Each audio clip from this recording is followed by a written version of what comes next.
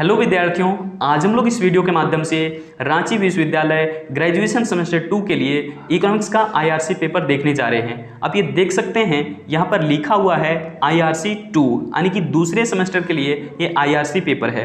तो यहाँ पर हम इकोनॉमिक्स वाले सब्जेक्ट पर बात कर रहे हैं, जो कि सत्र 2022-26 वाले विद्यार्थियों को 5 मार्च 2024 को ये क्वेश्चन पेपर दिया गया था।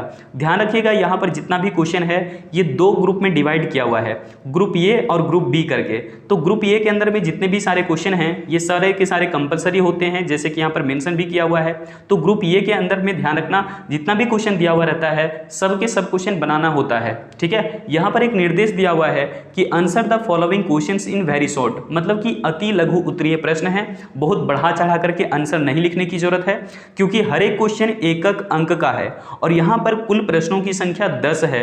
मतलब कि अगर आप सभी प्रश्नों का सटीक जवाब देते हैं तो आसानी से आप 10 अंक हासिल कर सकते हैं। अब देखिए यहाँ पर जो पहला क्वेश्चन है वो क्या कह रहा है। पहला क्वेश्चन कह रहा है कि what do you mean by money, यानी कि मुद्रा से आप क्या समझते हैं। तो मुद्रा का एक सही परिभाषा आपको देना था, मनी का एक सही डेफिनेशन देना था। इसी प्रकार से दूसरा क्वेश्चन है व्हाट इज ग्रीन रेवोल्यूशन, मतलब कि हरित क्रांति से क्या समझते हैं या फिर हरित क्रांति क्या है, इस चीज को बताना था, ठीक है। अगला क्वेश्चन है डिफाइन इकोनॉमिक्स, यानी कि अर्थशास्त्र को परिभाषित कीजिए। तो यहाँ पर आप कोई भी एक परिभाषा दे सकते थे या फिर किसी भी एक अर्थशास्त्री का डेफिनेशन दे सकते थे, ठीक है। तो आपको मालूम ही है ये चीजें।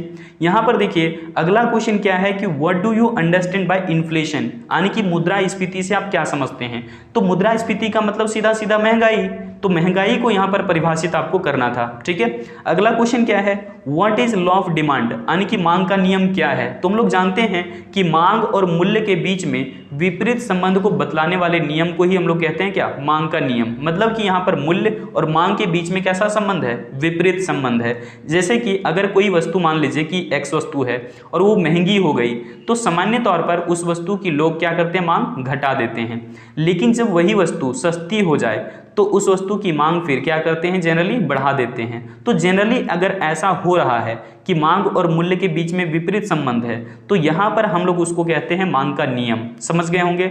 अगला क्वेश्चन है व्हाट इज पॉवर्टी, यानी कि निर्धनता क्या है या फिर गरीबी किसको कहते हैं। तो गरीबी को परिभाषित करना था, है ना, कि वह व्यक्ति जो अपनी आमदनी से अपनी मूलभूत आवश्यकताओं को भी पूरा नहीं कर पाता है, उसे हम गरीबी कहते हैं, गरीबी की समस्या कहते हैं। और गरीबी दो तरह की होती है, निरपेक्ष गरीबी और सापेक्ष गरीबी, absolute poverty and relative poverty. तो इस तरह से आपको जो है वो डिफाइन करना था। आगे देखिए यहाँ पर अगला क्वेश्चन क्या है what do you mean by national income, यानी कि राष्ट्रीय आय से आप क्या समझते हैं। तो राष्ट्रीय आय की परिभाषा आपको लिखना था। अगला क्वेश्चन है what is the full form of MSME. तो एमएसएमई का पूरा नाम क्या है, micro small and medium enterprises. ध्यान रखिएगा क्या है, micro small and medium enterprises. तो इस तरीके से आपको जो है फुल फॉर्म लिख देना था।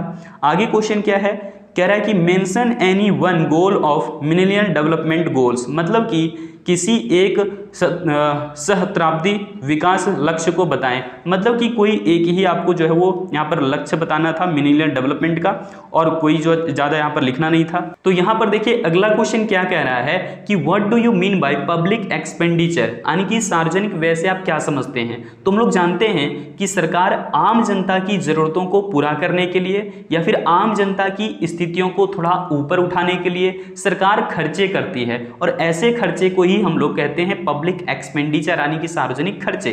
और सरकार दो तरीके से खर्चा करती है, एक को हम लोग कहते हैं रेवेन्यू एक्सपेंडिचर, यानी कि राजस्व खर्च, जो कि वर्तमान जरूरतों को ध्यान में रख करके किया जाता है, और एक होता है कैपिटल एक्सपेंडिचर, यानी कि पूंजीगत खर्च, जो कि भविष्य की स्थितियों को ध्यान में रख करके किया जाता है। तो सरकार दो तरीके से जो है ना खर्चे करती है। तो पब्लिक एक्सपेंडिचर आप समझ गए होंगे।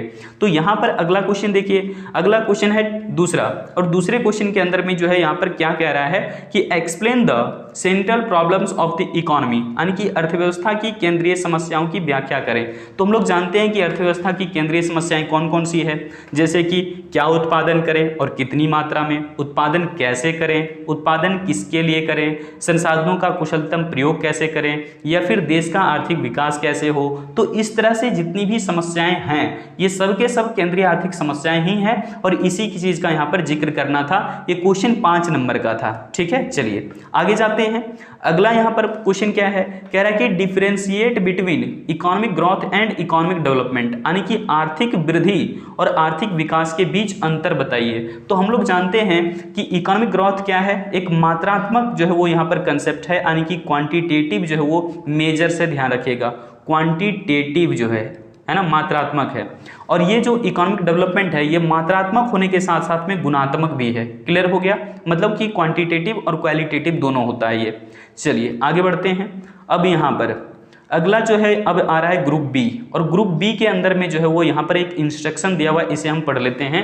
कह रहा है कि answer any 4 questions of the following, मतलब कि यहाँ पर कुछ क्वेश्चंस दिए हुए हैं, इनमें से किसी 4 क्वेश्चन का जवाब आपको देना था। हर एक क्वेश्चन यहाँ पर 20-20 अंक का है और 4 प्रश्न का आपको जवाब देना है, तो आप यहाँ से 80 अंक मैक्सिमम हासिल कर सकते हैं।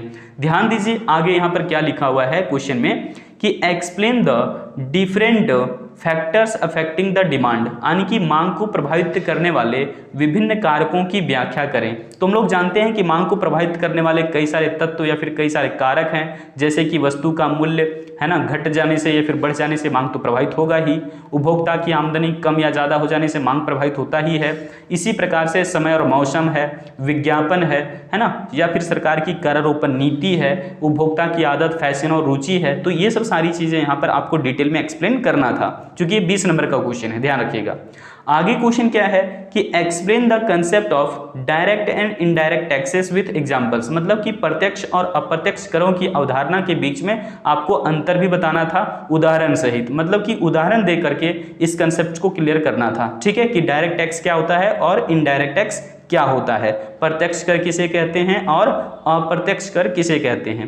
अगला क्वेश्चन देखिए क्या कह रहा है कि describe the comparative cost advantage theory, मतलब तुलनात्मक लागत लाभ सिद्धांत की व्याख्या करने के लिए कह रहा है। तो इसका आलोचनात्मक व्याख्या आपको करना था। तो यहाँ पर आप समझ गए होंगे कि किस किस तरीके से क्वेश्चन पूछा गया है। आगे देखते हैं क्वेश्चन संख्या 7वें क्वेश्चन में क्या कहा है कि discuss the various sources of agricultural credit in India, मतलब कि भारत में कृषि साख के विभिन्न स्रोतों की व्याख्या करना है।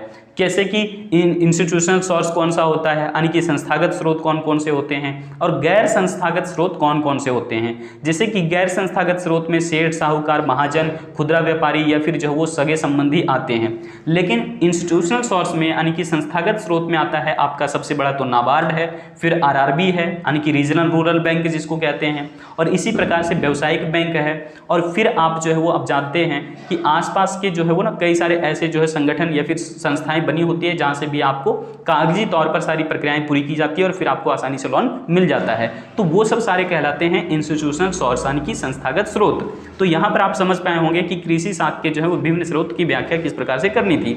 आगे क्वेश्चन क्या है कि unemployment is a heritance of economic growth explain, मतलब कि बेरोजगारी आर्थिक वृद्धि में किस प्रकार से बाधा उत्पन्न करता है, इस चीज़ की व्याख्या करना था। आप जानते ही हैं कि अगर बेरोजगारी देश के अंदर में रहा तो लोग जो है वो अनएम्प्लॉयड है, यानी कि वो काम पर लगे नहीं हैं, तो निश्चित तौर पर उत्पादन का स्तर निम्न होगा।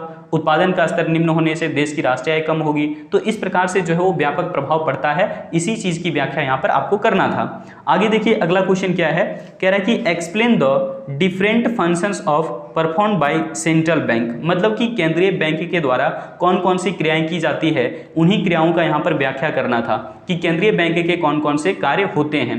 एक सबसे इंपॉर्टेंट फंक्शन इसका है कि साख का जो है वो नियंत्रण करना, यानी कि क्रिएशन जो होता है ना क्रेडिट का, वो तो करता है व्यावसायिक बैंक, लेकिन व्यावसायिक बैंक कितना साख का सृजन कर सकता है इस चीज पर नियंत्रण रखता है केंद्रीय बैंक। तो आप समझ पाए होंगे कि केंद्रीय बैंक का एक मेन फंक्शन होता है साख पर नियंत्रण रखना। तो इसके विभिन्न तरह के कार्य जो होते हैं, जैसे कि नोटों की छपाई करना, ये केंद्रीय बैंक का काम है। बैंकों का बैंक होना केंद्रीय बैंक का ही काम है। सरकार का बैंकर, सलाहकार या फिर एजेंट के रूप में काम करना, या फिर कटे फटे नोट जो है वो वापस लेना। तो इस तरीके से फॉरेन रिजर्व को जो है वो यहाँ पर सुरक्षित रखना। तो ये सब सारा काम जो हो केंद्रीय बैंक का होता है। तो इन्हीं सारे कार्यों को आपको व्याख्या करना था। उम्मीद है आप सारे क्वेश्चन को समझ पाए हैं कि किस किस तरीके से जो है वो 2022-26 के विद्यार्थियों को ये क्वेश्चन पेपर दिया गया था, और जितने भी क्वेश्चन थे बहुत मजेदार तरीके से क्वेश्चन सेटअप किया गया है। आप लोग भी अच्छे तरीके से तैयारी करिए, अगली बार जो है आपका रिकॉर्ड बेहतर हो, इस चीज़ की हम शुभकामनाएं देते हैं। आज रखते हैं इस वीडियो में इतना ही, फिर से मिलेंगे किसी अगली वीडियो अपडेट के साथ। जय हिंद।